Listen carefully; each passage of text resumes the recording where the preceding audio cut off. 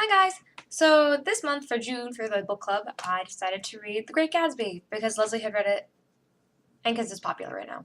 Look, I tried the gradient red lipstick. Ooh, the close-up is not good.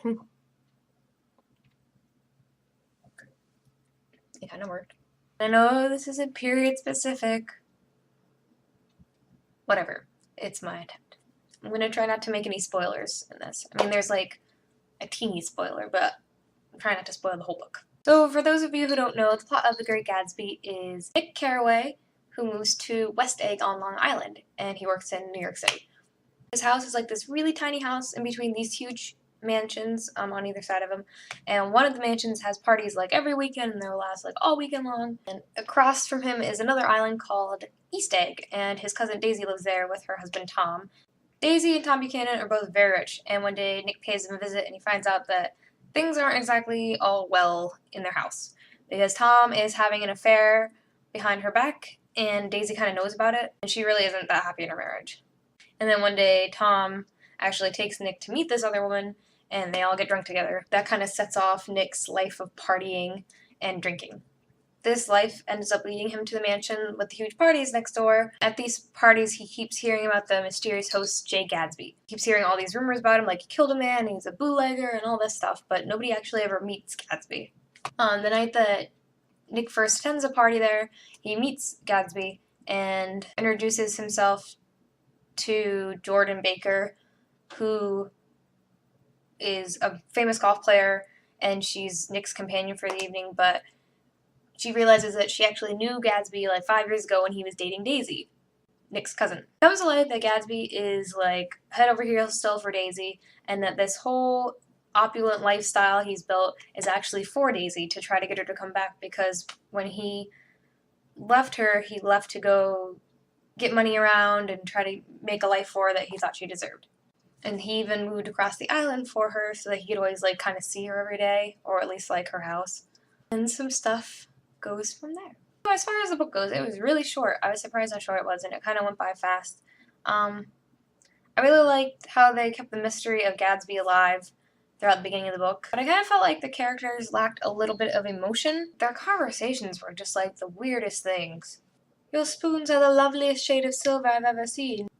Yes, the lawn does look quite nice today.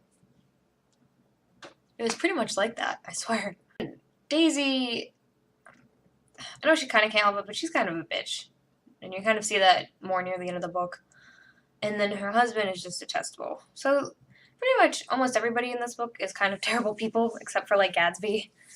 And then the ending is kind of sad. And then Nick is kind of, I feel like, a jerk through most of the book, except for like maybe once or twice around Gatsby. As far as the book, I'd give it like maybe 2 out of 5 stars because I really like the way that Fitzgerald wrote, like his style. I really like Jay Gatsby. But overall, I didn't really like the characters. I didn't really like the dialogue. So yeah. I got to go see the movie The Great Gatsby during this week. And this is one of those instances, those rare instances, where the movie I felt was actually better than the book. I felt like the movie was a lot of fun, and the soundtrack wasn't in keeping with the time period, but it was good. But the parties just seemed like, the parties in the book, when they were describing them, seemed amazing, but in the movie they were just like, parties were freaking amazing. Like, if I could party like they did in that movie, like all the time, like Leslie said, I would do some partying. I felt like in the movie the dialogue was pretty much right from the book. And it made a little bit more sense in the movie. And then I felt like in the book, the way Daisy handled Tom's affair, I felt like she kind of brushed it off and didn't care that much, but in the movie you could kind of see more of her pain. And certain things that were a little bit unclear in the book, like the ash heaps, were a little bit more clear in the movie. But some things did bug me about the movie. I wanted to see this mainly because it was a Baz Luhrmann film, and I really love Baz Luhrmann, and Moulin Rouge is like one of my favorite movies. But I felt like he was trying to make The Great Gatsby into Moulin Rouge, because he had the whole like writer thing where a writer is writing about past characters, and then he like is this innocent guy and he goes into this big giant life of partying, which I kind of is like The Great Gatsby, but I don't remember Nick being a writer in the book, so it just felt like he was using the same old devices from other movies he's directed in The Great Gatsby. And the style, it didn't seem like it was 1920s, 1930s. It seemed more of it was like maybe 50s, early 60s, like Marilyn Monroe kind of era. But overall, I really liked the movie. It was really fun compared to the book.